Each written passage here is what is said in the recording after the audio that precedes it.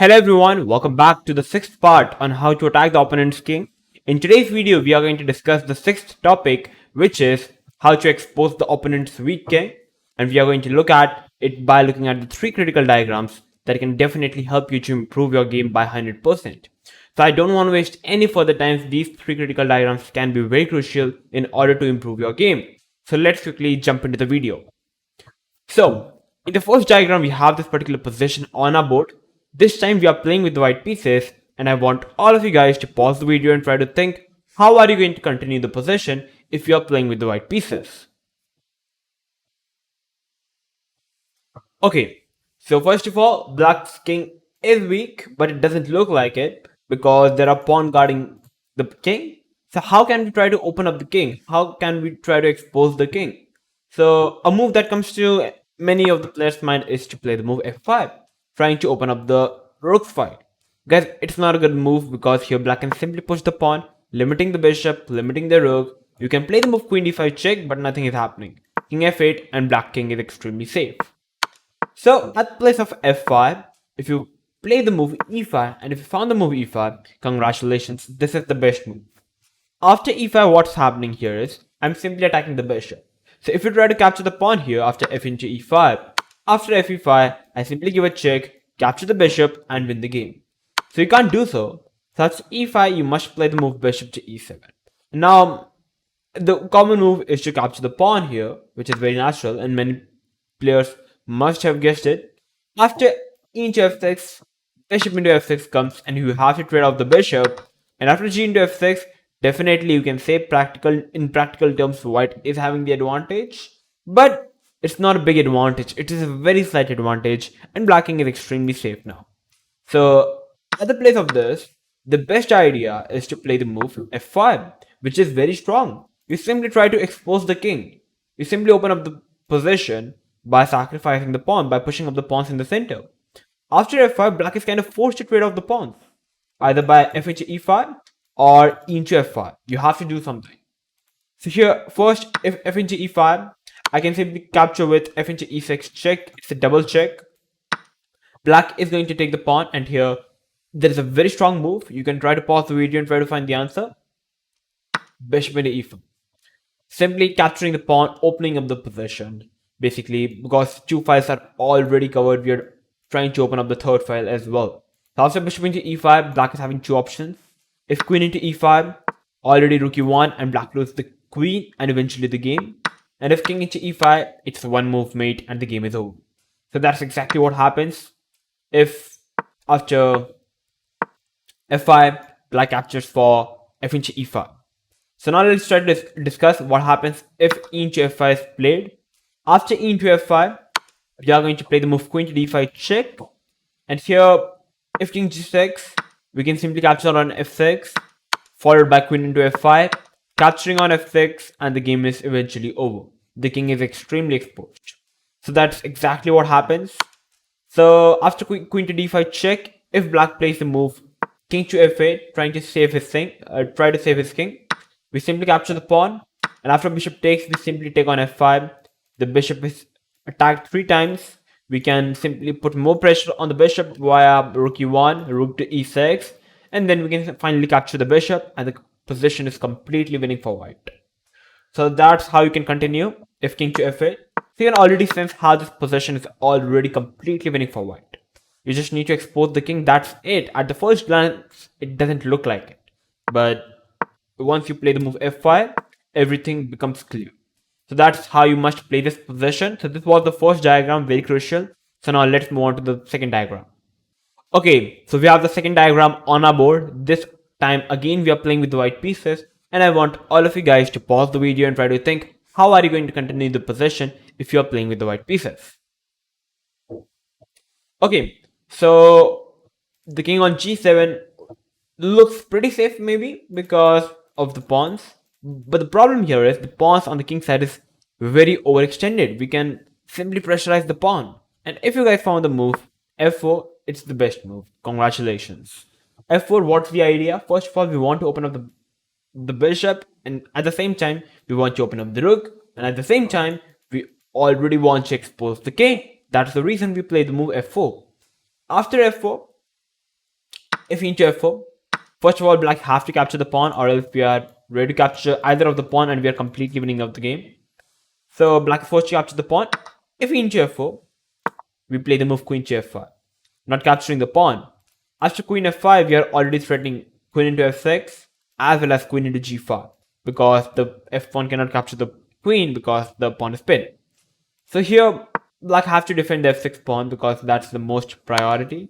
But after queen into g5 check, if queen g6 trying to stop some checks, how are you going to continue the position? Okay, if you found the move bishop into f6, congratulations. If you cannot capture the bishop because it's pinned up and you have to move the king, and I can simply trade out the queen, capture the rook and pawn, and I'm simply exchange up, material up, the position is winning. So that's what happens if black plays queen g6. If black plays king h7, we can simply take on f6, take on f4, and we can simply push the pawn and eventually win the game because we are already 2 pawns up and possession is already winning. The king is extremely weak. So that's how you play if king h7. So that's what happens if black takes on f4 with the pawn. If black plays g into f4, which looks much more sensible, trying to limit the bishop, we take on f4. And here, black is having 3 options to capture the pawn on f4, to push the pawn, or to play the move something like bishop d6, trying to protect the pawn. If bishop d6 trying to protect the pawn, we can already play the move c5, which is very strong. The bishop is forced to capture the pawn, and now we simply take here, queen f5. This is happening, this is hanging, the king is hanging, everything is falling apart for black. The position is completely winning for white. So this is what happens if bishop d6. If e4, we can simply capture the pawn, and if we are a pawn up, the king is weak, we can play maybe rook f3, rook g3, queen f5 trying to capture the pawn, and the possession is already winning. So coming to the main move, what happens if e into f4? We simply play queen f5 still. The idea is to capture the pawn, maybe queen g5, or maybe even queen f6 can be an idea. Multiple threats. So queen f7, and here rook into f4. All those who think, why not queen g5 check? It still looks winning after queen g6. Bishop into f6 check. Definitely it is winning. But after queen g5 check, black is going to play king h7. And after queen into f4, black can play bishop g7 trying to defend everything. And the position looks pretty good for black. Somehow black consolidated his position, though white is still having the advantage. Because material wise it's even, but white is the one having the driver's seat. But we have lost all our major advantage. That's the reason we play the move rook into f4 in this position, keeping the maximum tension on the board. And here after bishop e7 trying to defend here on f6 because it was a triple attack. Now, how are you going to continue the position? Try to pause the video and try to think. Okay, so the most natural move looks to play the move rook f1 trying to bring the final piece into the game. But the problem here is the opponent can also defend it via rook d6, c5 and rook e6, and black is somehow defending everything. So at the place of rook f1, it's a good idea to play the move rook to e1. And now what's the idea? If something like a6, black is happy to sacrifice the rook. And after queen f6, bishop into f6 is coming up and we win the queen. That is exactly what happened. So the point is, after rook d6, if you try to defend the f6 pawn, this time c5 and we are covering the e6 square. So you have to go back and the same threat is happening. So it's not working. So black is forced to play rook f8, but this time queen to g5 check. If queen g6, we simply take on e7. So king h7, but this time there's a very strong move. You can pause the video and try to think. Rook into e7. Simply capturing the bishop. If you take the queen, takes, and we are simply a piece up. So you can't do so. And if you capture the rook, we take on h5 now finally, because the queen is no longer defending the h5 pawn. And after king h7, king g7, rook to g4 is a game over for black. So that's what happens if black plays this, rook f8. So that's how this position is completely winning. You just open up the king while I play the move f4 trying to expose the king and you're winning the game. Whenever there's a weak king and the pawns are blocking it, trying to expose the king via pushing the pawns. So this was the second diagram. So now let's move on to the final diagram of the day. This diagram is very interesting and you are going to love it. So now let's quickly jump into the third diagram. Okay, so we have the final diagram of the day, the third diagram. Again, this time we are playing with the white pieces, and this position doesn't look so natural. So I want all of you guys to pause the video and try to think, how are you going to continue the game in this position? Okay, so it looks like the position is extremely close. How can we continue the position? So if you guys found out the move knight to e3 trying to play knight f5, sitting on the weak squares, it looks like a good idea. But here black can simply play bishop c8, covering all the light squares, and after knight f5, black can happily take here, and black is having no issue. So it's not a good idea to play the move knight to e3 in this position. And how are you going to continue the position is the question. So if you found out the move f4, brilliant. Because after f4, our idea is pretty simple. We want to take on e5 followed by f6. Black is kind of forced to take on f4. Black is having two ways to do so. If into f4, we play the move e5, pushing up the pawn, hitting the queen and the pawn. If pawn takes bishop into e5, hitting the queen, and we win the queen and the game as well. So here, if black tries to move the queen, we take on f6. It's a check. With the help of the bishop, with the help of the strong pawn, we are already winning the game. So it's already losing. So that's what's happening. So e into f4 is already out of the question. G into f4 is the move that is remaining. After g into f4, how are you going to continue the position? Try to pause the video and try to find the answer. Okay, so I'm pretty sure many of the players think that, okay, let's go for rook into f4. After pawn takes, we are going to push the pawn. So after queen d5, pawn takes and king g6. I'm not sure that you just simply gave me the whole rook.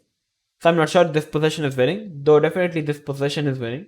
But it's always better to go for a free attack rather than sacrificing such high pieces. Definitely this position is winning, I'm not denying or anything. But it's a good idea to simply play the move g3. Now what's the idea? The idea is still the same. We want to remove the f4 pawn. But at the place of sacrificing a whole rook, we are pushing up the pawn, just giving up the pawn. And if you don't do anything, I'm happy to capture the f4 pawn as well as the e5 pawn. So you must capture the g3, but now comes exactly what you are wanting. Rook into f6. Rook into f6, and now comes the bishop into e5. Hitting the queen and the rook. And the position is already winning. The queen moves, we take on f6, king f8, rook f1, bringing the final piece into the game. And just count the material, the weak king, the position is already crushing for white. White is simply crushing the position, and black is already lost. So that's what happening. So, but the cool thing here is, after g3, fg3, you won't be able to find it, but a very strong move in this position is to play the move b4.